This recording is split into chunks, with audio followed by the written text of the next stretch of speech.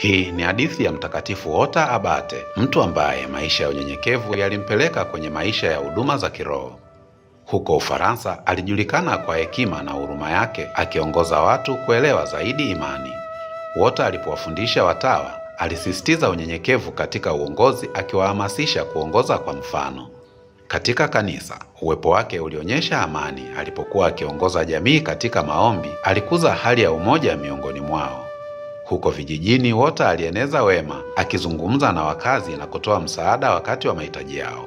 Walimheshimu sana, wakionyesha shukrani zao kwa kujitolea kwake kwa ustawi wao. Alitembelea wagonjwa, akitoa faraja na maombi, akijenga matumaini katika mioyo ya familia.